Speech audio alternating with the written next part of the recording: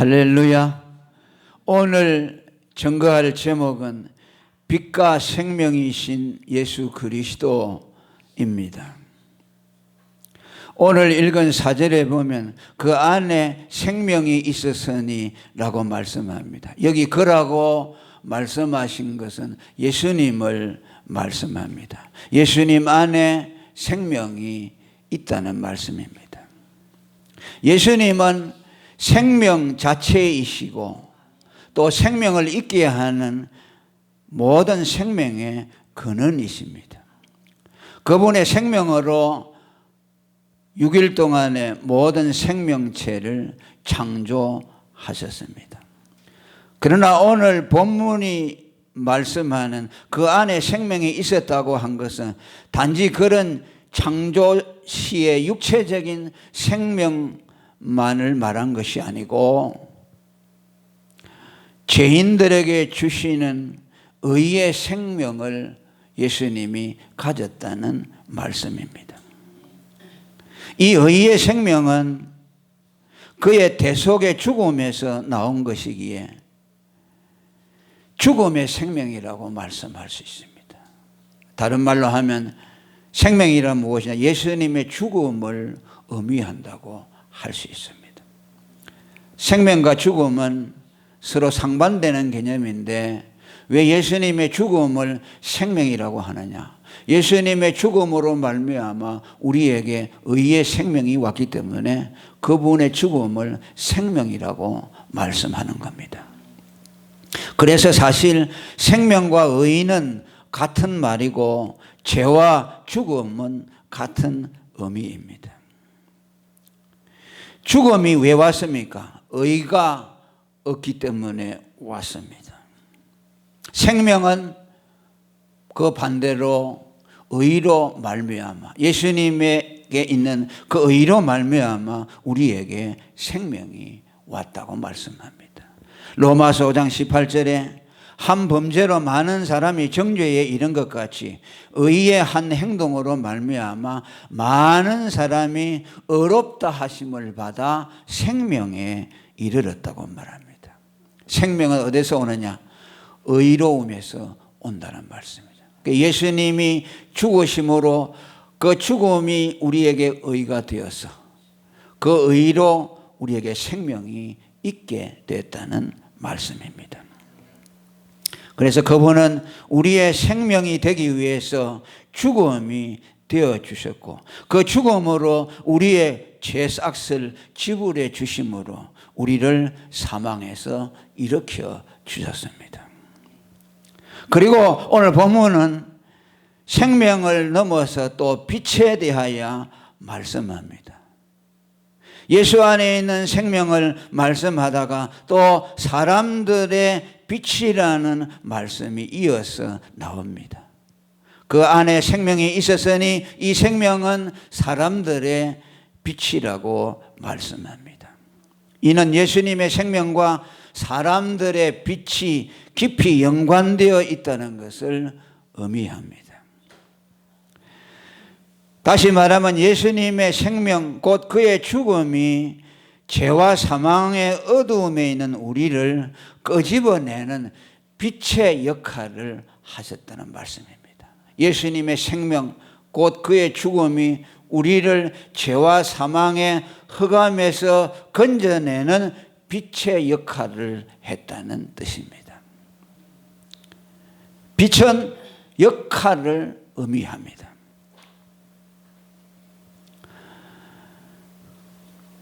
어둠을 거치게 하는 것이 빛인데 예수님의 죽음이 우리에게 빛의 역할을 하셔서 우리를 죄와 사망의 어둠에서 건져내신 겁니다. 지난 주일에 골로새 1장 13절의 말씀을 통해서 이미 증거했지요. 그리스도의 죽음 곧 그의 구속이 우리를 흑암의 권세에서 해방했다는 말씀과 같은 의미라고 할 수 있습니다. 그래서 우리는 이 빛이라는 말씀에 대해서 오해가 있어서는 안 됩니다. 흔히 성경에서 예수님을 빛이라, 예수님을 하나님이라 하면은, 아, 하나님은 빛으로 환한 모습이다, 이것을 떠올려요. 또 예수님을 빛이라고 하면 예수님은 찬란한 빛의 모습으로 우리에게 나타난다, 이런 상상을 흔히 합니다. 물론 다메섹 도상에서 사울이 예수님을 만났을 때 예수님은 빛으로 나타났죠. 태양빛보다 몇 배나 더 강한 빛으로 나타나셔서 예수님이 그에게 말씀해 주셨습니다. 이런 모든 내용들을 종합해서, 아, 예수님은 빛이다 그러면 예수님은 그냥 환한 광채 속에 계시는 분이다, 이렇게 이해를 하고 그친다면 오늘 성경 말씀은 영원히 이해할 수가 없습니다. 이런 잘못된 선입견을 우리는 버려야만 합니다.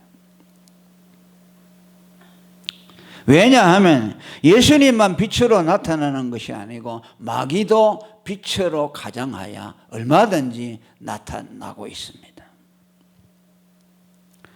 고린도후서 11장 14절에 사단도 자기를 광명의 천사로 가장한다고 했는데, 여기 광명의 천사라는 말은 빛의 천사, 빛으로 충만한 모습으로 나타난다고 말합니다.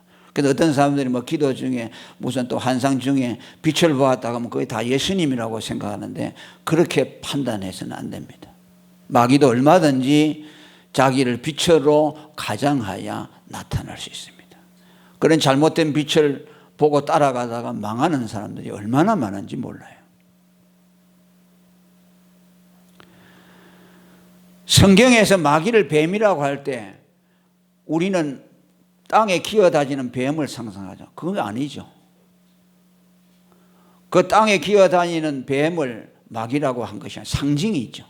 여기서 예수님을 생명이요 빛이라고 하신 것도 상징적인 의미로 예수님이 하시는 역할에 대해서 우리에게 말씀하고 있습니다. 다시 말하면 예수님의 생명, 그의 대속적인 죽음이 우리에게 빛의 역할을 한다는 것을 상징하고 있다는 말씀이에요. 다시 말하면 그 안에 생명이 있었으니 이 생명은 사람들의 빛이라는 말의 뜻은 예수 그리스도의 생명, 곧 그분의 죽음을 통해서 죄인들에게서 죄와 사망의 어두움에서 벗어나게 해주었다는 뜻이에요. 죄와 사망에서 벗어나게 해주는 빛의 역할을 했다는 의미에서 예수님을 빛이라고 하는 것입니다. 저는 이 본문을 수없이 읽었습니다만, 물론 그 말씀을 깨닫기는 했습니다만 아주 명료하게 다가왔어요. 왜 빛이라고 했을까? 예수님은 빛이다. 예수님을 만나면 빛을 본 사람은 예수님을 보았다. 이렇게 되면요, 결국 신비주의로 흘러가게 돼요. 자꾸 빛을 보려고 해요. 예수님을 보는데 예수님은 볼 수 없다고 그랬지, 하나님은 볼 수 없다고 그랬지, 그럼 빛이라고 했으니까 빛으로 보여주세요. 그래요. 그쪽으로 자꾸 치우치게 되는 거죠. 그 빛이 우리가 생각하는 그 태양빛과 같은 빛이 아니라는 것은 오늘 계속해서 이어지는 말씀에서 정확하게 나타납니다. 왜? 그 빛을 사람들이 알 수 없다고 했습니다. 그 빛은 사람들에 의해서 증거되어야만 알 수 있는 빛이라고 말합니다. 여러분, 어떤 빛이라고 하면 그 빛이 사람에게 비춰지면은 그 빛을 볼 수 있잖아요. 태양빛이 비칠 때에 그 빛을 볼 수가 있죠. 그런데 예수님은 빛이라고 했을 때, 그분이 세상에 왔을 때 그 빛이 세상에 비춰졌을 거 아닙니까? 그죠? 예수님이 이스라엘 땅을 밟고 다니신 것은 빛으로 다니신 거죠. 그런데 사람들이 그 빛을 보았습니까? 보지 못했죠. 태양빛은 다 볼 수 있죠. 그런데 예수님이 빛이라고 하는데 왜 사람들이 그 빛을 보지 못할까요? 예수님의 빛은 볼 수가 없는 거죠. 사람의 눈으로 볼 수 없다는 거죠. 예수님이 빛의 역할을 하신다는 것을 말씀합니다. 9절에 보면은 참빛 곧 세상에 와서 사람에게 비치는 빛이 있었다고 했고, 5절에는 빛이 어두움에 빛이 돼 어두움이 깨닫지 못했다고 말씀합니다. 따라서 이 빛은 단지 광채나 태양빛 같은 그런 것이 아닌 상징적인 의미의 예수님의 역할을 의미한다고 할 수 있습니다. 그래서 6절에 보면은 사람들이 그 빛을 보고도 알지 못하기 때문에 그 빛에 대해서 증거해 주는 사람을 하나님이 한 사람 보냈다고 말합니다. 그분을 요한이라고 말합니다. 6절에 하나님께로서 보내심을 받은 사람이 났으니 이름은 요한이라. 저가 증거하러 왔으니 그 빛에 대하여 증거하고 모든 사람으로 자기를 인하여 믿게 하려 함이라. 할렐루야. 빛에 대해서 증거할 것이 뭐가 있습니까? 빛이 오면 확 받아버리죠. 그런데 예수님 빛은 와도 모르니까 누가 그 빛에 대해서 증거해 줘야 된다는 말이죠. 그러니까 그 빛은 뭐죠?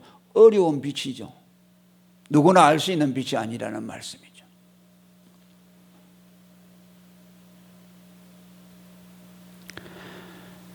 요한은 이 일을 위해서 보냄을 받았습니다. 예수님이 요단강에서 세례를 받으실 때에 증거했습니다. 물에서 올라올 때 성령이 비둘기같이 그 위에 임하는 걸 보면 그가 성령으로 세례 주는 자임을 알라고 했죠. 그 예수님이 하나님이시라는 것을 사도 요한을 통해서 사람들에게 증거하도록 했어요. 그게 뭐예요? 빛에 대하여 증거한 것이죠. 왜? 그 빛을 보아도 누구도 그가 어두움에서 우리를 해방시키는 빛이라는 것을 알지 못하기 때문입니다.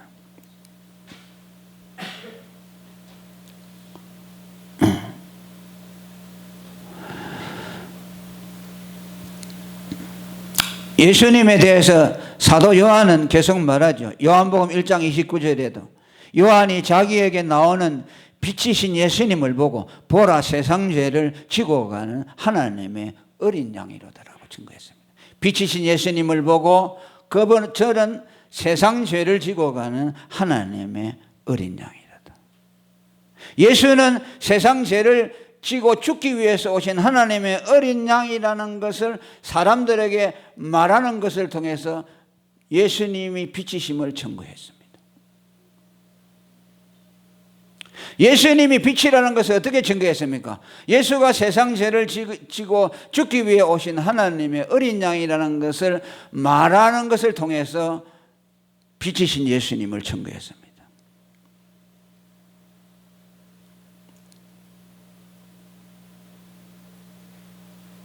곧 예수님은 우리의 죄를 대속하기 위해서 죽으시기 위해 오신 하나님의 아들 그리스도라는 말을 사람들에게 증거해 주는 것이 빛을 증거하는 일이고, 그 복음을 받아들이는 자는 죄와 죽음의 흑암의 세력에서 건짐을 받게 되는 것이죠. 그 복음이 빛이 되어서 그 사람을 어두움에서 건져내는 것이죠. 그냥 예수님은 빛이다 하고 그냥 예수님이 빛을 한번 착 비춰져 버리면 뭐 증거할 필요가 없죠. 그렇게 하시지 않는 거라는 거죠. 사람을 통해서 예수님의 빛을 증거해 주도록. 예수는 우리 죄를 위해 죽기 위해 오신 하나님의 아들 그리스도.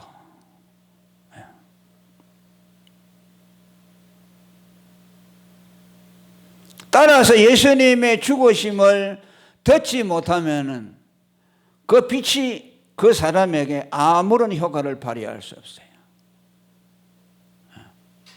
예수님을 향해서 그가 세상 죄를 지고 가는 하나님의 어린 양이라는 것을 증거해 줄 때만 예수에게서 빛이 그 듣는 자들에게 나타나서 그들을 흑암에서 나오도록 만들어준다.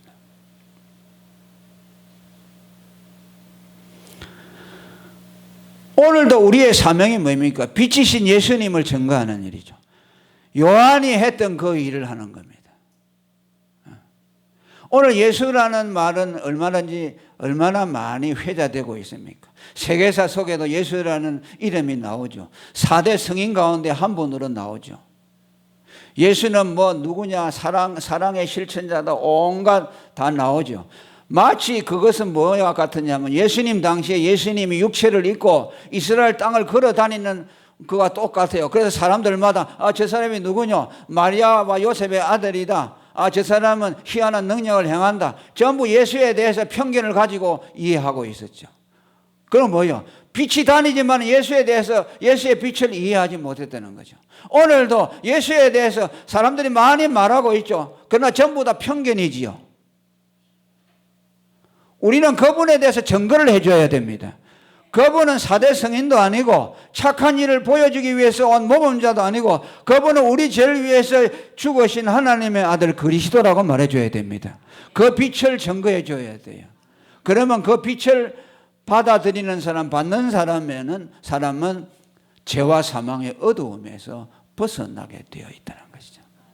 그것을 사도 요한에게 사명을 주셨고 오늘 우리들에게도 주셨습니다. 우리는 예수에 대해서 세상 사람들이 많이 알 것이라고 생각합니다. 그래서 복음을 안 전하는지 몰라요. 기독교 한 120년 됐으니까 얼마나 많은 사람들이 전도하고 다니고 책자들을 가지고 다니고 성경이 1년에 얼마씩 이렇게 인쇄되고 하니까 또 교회가 이렇게 많으니까 예수에 대해서 당연히 알 것이라고 생각하죠. 모르는 사람이 더 많습니다. 교회 다니는 사람들 중에도 예수를 모르는 사람이 너무나 많습니다. 마치 예수님을 직접 보고도 몰랐던 2000년 전에 이스라엘 땅의 사람들하고 똑같아요. 예수님을 보았으면 알아야 될 거 아닙니까, 그분을. 예수가 오늘날 이렇게 많이 전파되었으면 사람들이 예수를 알아야 될 거 아닙니까? 그러나 대부분 모르죠. 어제도 사모가 하나님의 교회 사람들하고 1시간 동안 막 전도하면서 싸웠다고 그래요. 그 예수를 믿어야 구원받는다는 거. 자기들도 예수 믿는다는 거죠.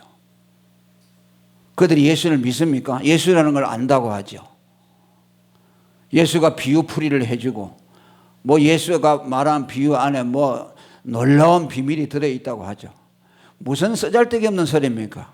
예수의 비밀은 그가 하나님이라는 사실이요. 하나님으로 인간의 몸을 입고 우리를 위해 죽었다는 것이 그것이 비밀이요.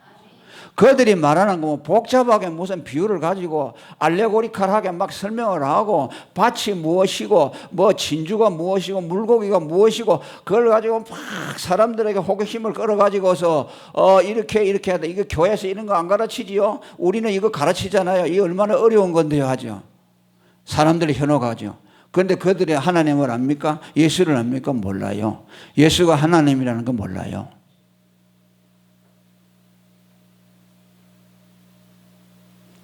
그러니까 빛이 있어도 빛을 보고 모르는 이 시대니까 우리는 요한이 했던 것처럼 빛에 대해서 증거해 주는 사람이 돼야 돼요. 아멘. 교회가 이렇게 많으니까 사람들이 예수님에 대해 잘 알 것이다. 그래서 교회를요, 딱 한 군데 말씀을 바로 증거하는 곳에 한 군데 계속 다녀야 돼가지고 한 말씀으로 고지 나가야 돼요. 이런데 저런데 막 다니잖아요. 그러면 막 들은 것이 있잖아요. 복잡해가지고서 혼란이 생겨요. 그러니까 예수가 누군지 모르겠어요. 어디 가니까 거기는 뭐 몇천 명, 몇만만 모이는데, 그 목사님은 이렇게 예수를 말하더라. 그러죠. 그런 것들이 막 혼란이 되어 있는 거죠.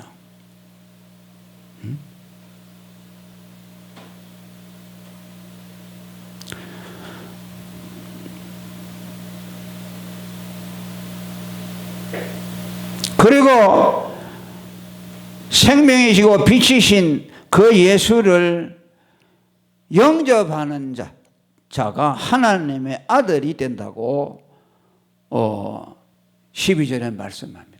영접하는 자 곧 그 이름을 믿는 자들에게는 하나님의 자녀가 되는 권세를 주셨다고 말씀합니다. 여기서 영접하는 자라는 말은 무슨 말이냐면요, 예수님의 죽음을 받아들인다는 것을 말씀합니다. 살아있는 예수만 믿어서는 안 됩니다. 우리 죄를 위해 죽으신 예수님을 영접해야 돼요. 뭐 예수님 하면 그분이 인격자다. 그분을 인격적으로 받아들여야 된다. 이런 말들을 많이 해요. 인격이라는 말에 현혹되면 안 됩니다. 인격이라는 말은요, 매우 혼란스러운 용어입니다. 그 예수 믿는 사람이 인격이라는 말을 잘 쓰면 안 돼요. 우리는 예수님의 인격을 믿는 것이 아니고 그분의 죽음을 믿는 것이요. 그분의 인격을 여러분 뭐라고 표현하겠어요? 그분은 삼위일체 하나님이죠. 그것이 그분의 인격이요. 그 위라 삼위라는 것은 뭐냐면 쓰리 퍼스널리티라고 되어 있어요. 세 인격이라는 거예요. 하나님은 한 분이신데 세 인격을 성부, 성자, 성령이 계신다. 그러니까 예수님을 인격이라고 할 때는 삼위일체 인격 그 외에는 다른 뜻이 없어요. 그분이 뭐 착하거나 뭐 우리는 인격하면 뭐 그 사람이 가지고 있는 성품, 성향 막 이런 걸 떠들이죠. 그걸 갖다가 예수님의 인격에다가 갖다 대면 안 돼요. 예수님은 하나님이에요. 하나님이신데 그게 무슨 인격이 거기다 적용을 하면 되겠어요. 어쩔 수 없으니까 그 퍼스널리티는 위라는 것에도 인격을 쓰는데 그것도 정확한 의미가 아니야. 하나님이 어떻게 우리 인격을 갖다가 댈 수가 있겠습니까? 그래서 예수님을 영접한다는 말은 뭐 살아있는 그분의 인격을 영접한다. 아주 이것이 혼란되기 때문에 이것 때문에 이 말로 가지고서 사람들이 신앙이 막 이렇게 막 갈라지는 것이요. 종교다원주의가 나오고 신비주의가 나오고 몇 다 나온 것이 그 인격, 살아계신 인격으로 받아들여야 된다. 그게 뭐야? 그분의 도덕적인 성품을 본받아야 된다. 막 이렇게 가지를 치고 나가죠. 그분을 영접한다는 말은 그분의 죽으심을 영접하는 거예요. 그분이 나를 위해 죽으신 하나님의 아들이다.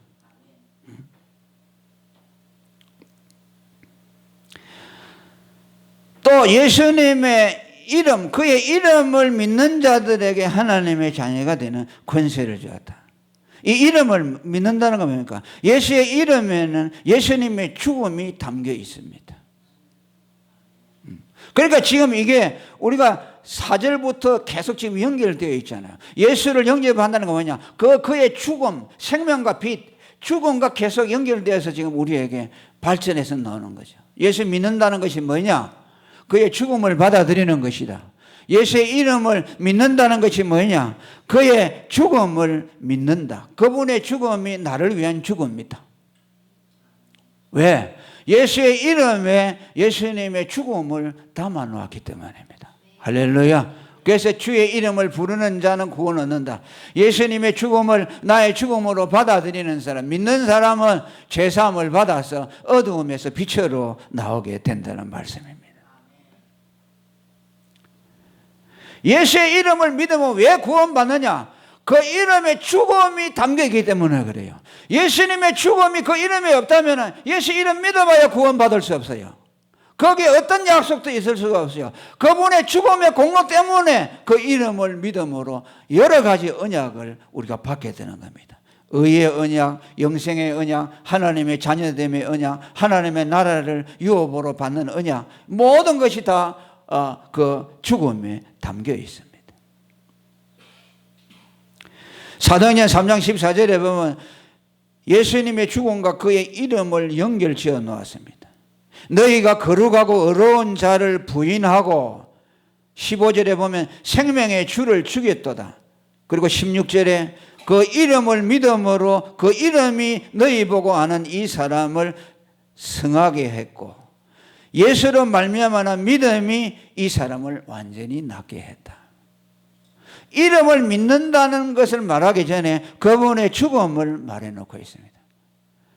너희들이 죽인 예수, 그분의 죽음으로 말미암아 그 이름을 믿는 자들에게 병이 나아지고 구원을 받게 되고 생명의 약속을 얻게 된다는 것을 말씀해 주고 있습니다.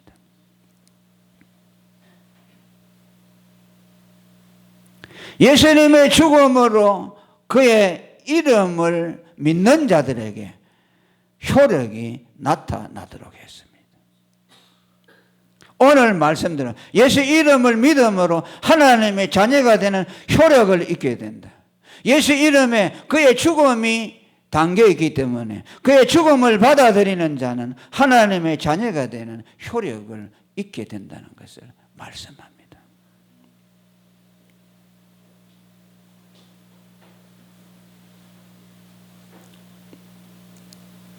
더 풀어서 말씀을 드리면 예수님의 죽음을 영접하여 그에게서 죄와 죽음의 어두움에서 그가 벗어나게 되었다는 것은 그에게 율법이 성취되어지고 율법의 지배 아래서 벗어났다는 말이기도 합니다. 그러니까 성경은요 전부 연결이 되어 있어요. 예수의 죽음을 받아들여서 죄와 사망이 떠나갔다고 하는 말씀은 뭡니까? 그에게 더 이상 율법이 지배하지 않는다는 말씀이에요. 왜? 예수님을 믿음으로 죄와 사망에서 벗어남으로 율법이 완성이 되어버렸어요. 죄의 삭은 사망이라는 율법이 예수님의 죽음을 받아들이는 걸 통해서 이루어져 버렸어요. 그러면 율법이 우리에게 더 이상 지배할 수 있는 건덕지가 없어요. 그러면 우리는 율법의 종에서 벗어나게 되는 거죠. 율법의 종에서 벗어나서 어떻게 됩니까? 종에서 벗어나면 하나님의 아들이 되는 거예요. 아멘. 하나님의 아들이 되는 조건은 뭡니까? 종에서 벗어나는 것이요. 율법 아래서 있지 아니하는 것을 말씀합니다. 그러니까 여러분, 아담이 무죄했을 때 율법을 다 잘 지켜나가죠. 그 율법이 지켜도 율법에서 못 벗어나죠. 계속 그걸 지켜야 되니까. 지키는 한에서만 그가 죄인이 아니고 죽음이 안 왔어요. 그러나 뭐요? 계속 율법이 요구하는 명령 아래 있잖아요. 그러니까 아담은 무죄한 상태에서 율법을 지켜도요 하나님의 아들이 못 돼요. 율법이 계속해서 선악과에 대한 언약을 요구해요. 따먹지 마라. 오늘까지 안 따먹었어요. 그죠? 그럼 오늘까지 안 따먹었으니까 죽음이 없죠. 생명이 있죠. 그럼 내일은 몰라요. 그럼 내일 또 선악과 열매 지켜나가야 되는 거죠.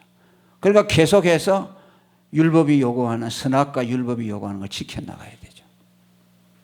그러나 우리는 어떻습니까? 예수를 믿음으로 인해서 율법이 완성이 되어버렸어요. 율법이 우리에게 요구하지 못해요. 그러니까 뭐예요? 율법에서 해방이 되죠. 율법에서 해방이 되니 우리는 하나님의 아들로 편입이 되는 거죠. 그것을 갈라디아 4장에 말씀합니다. 하갈, 시내산의 여자, 모세의 율법을 주어진 시내산의 여자, 종의 여자 하갈에게서 난 이스마엘은 종의 아들이고, 자유하는 자 예루살렘은 성전이 있는 곳이죠. 그곳에 예수님이 있는 것을 말씀하죠.